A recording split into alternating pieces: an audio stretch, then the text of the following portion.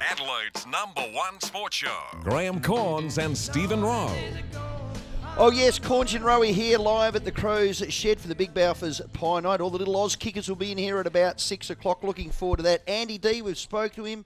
It's on our website, but our next guest who joins us now, 9-2, Brenton Sanderson, coach of the Crows, but he won 5 from 5 in the NAB Cup. We've put it through the calculator. 87% win-loss. 87.5. Bang! Sando, how are you? Good, thank you. Thanks for coming down, guys. It's I just came up in the lift. That was very easy for me tonight. Don't worry, we used to do it when Craigie was here too. So oh, did you? Okay. And when Blighty was here. Okay. Yeah, I think we did. Hey, that was a joke. let, Fell flat, didn't it? Yeah, it did, Cornsy, just because your name's up there on the honour board.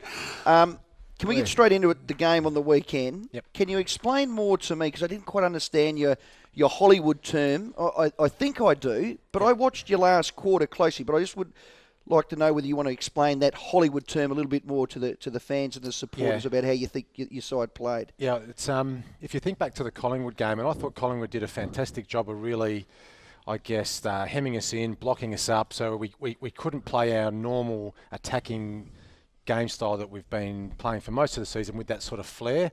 Mm-hmm. So I did tell the players that as much as we could, try not to allow the opposition to block you up and just take the game on, but didn't want guys to take unnecessary risk, and it's the old coaching in the under 14s where you don't sort of switch the ball down back when the opposition are all there. So don't take risks where you're being really arrogant with the game, but certainly still try and take the game on. And I just thought at times we maybe flirted with our attacking flair a bit too much. So we did try to kick that ball into the corridor when there was probably a 5% chance that would come off, where we'd probably prefer guys to take risks knowing that there's not that element of that it's going to get turned over.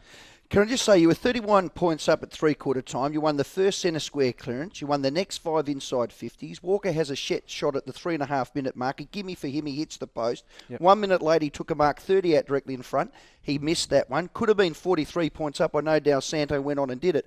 6 goals 3 they kicked that quarter to your 1 goal 6. Tippo missed another one. Walker missed another 2. Yep. If you'd kicked 6-1, we wouldn't be having this conversation. You would have won by 5 goals. No, you're right.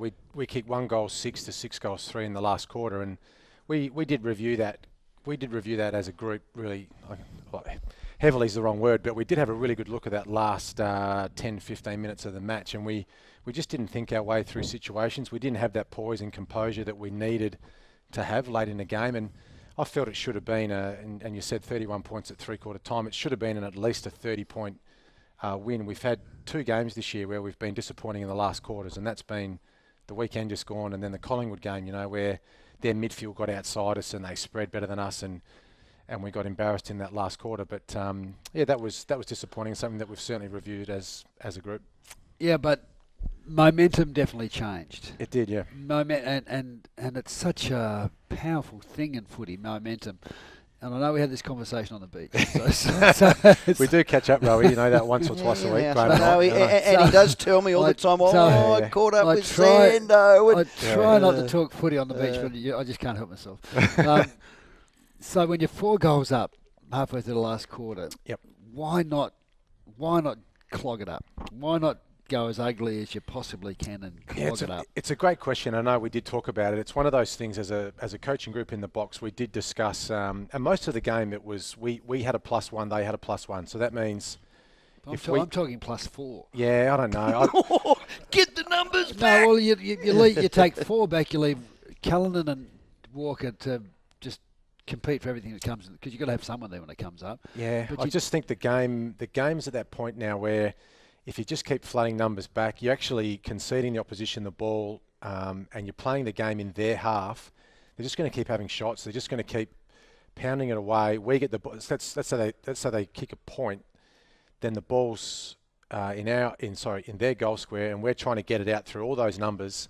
The game's just in their half makes it very difficult for us to obviously to score, but they just keep having shots, and I just don't think we can afford to have 4 players back behind the ball and expect to save a game. It still felt, and I'm a little bit with Rowey on this one, I just felt that we even though you said the momentum shifted, it felt like we could still win the ball, we could still play some kick mark footy and chew up some time and burn up the clock a little bit. But you're right. I mean, and you know yourself, Graham, the game is, the coaches' boxes organised chaos at times, and there's heated conversation, there's great debate.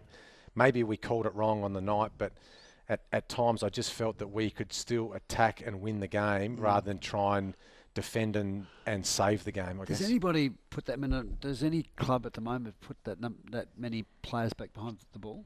I don't think so. I know Fremantle have a real good defensive wall where they roll players back and then roll them forward. It's hard to explain on radio, but I need a whiteboard. But I think the most you see Hawthorn have sometimes +2.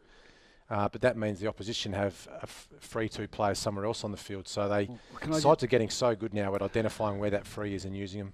Last 5 minutes of a grand final. Yep. You're 3 goals up, and they're coming. They've coming from. You've been 8 goals up. They're coming at you. You're down to 5 minutes to go. Yep. How many did you put back then? It's a good question. It's something that we're going through a lot of situational discussions now.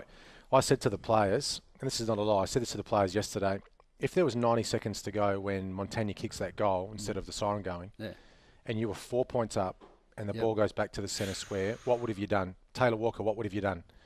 And he correctly said, well, probably Tippo and I would go, or one of us would go behind the ball. I said to David McKay, as a wingman, what would have you done? He said, I would have grabbed Sloaney, he's on the other wing, and we would have come around behind the square as well. So then we've got +3, which is your point.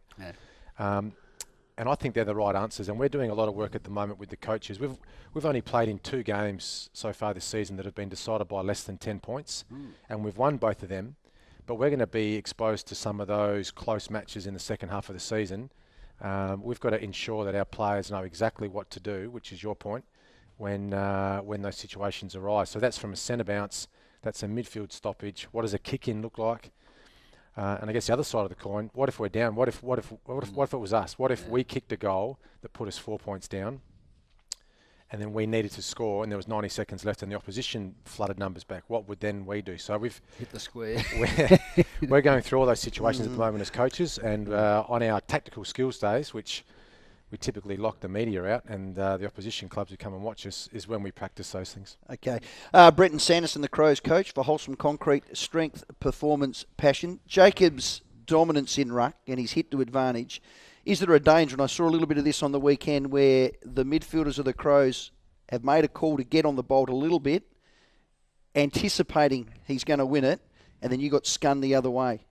Has that crept in a little bit? Because they got a lot of goals easy from stoppage from where I sat. Yeah, well, firstly, Jacobs is having a sensational season. He's been absolutely brilliant for us, and he's a very valuable player to us. But our midfield on the weekend, while Jacobs gave us first use, we're up against some pretty good players in there. You know, Lenny Hayes, Dal Santo, like Jack Stephen. Yep. There's some. There were 2 midfields going head to head, and in the end, clearances were -5 or what it was for the night. But at different times, sort of Graham's point, I thought they had the momentum through the middle part of the ground, but then we sort of won it back and we dominated. You know, Thompson's game was sensational, and but you're right, there were times when we probably did get scored against too easily, that we were probably opened up at certain exits. But that's once again another area that we reviewed this week, and will ensure that when we are getting such a dominance in the ruck, that we're not losing clearances. Can we talk about some individuals? Graham Johncock, where's he at? Is he in your best 22? Yeah, Can he play in that back course. line with Dowdy? Yeah, he's a fantastic player. He's had a great season.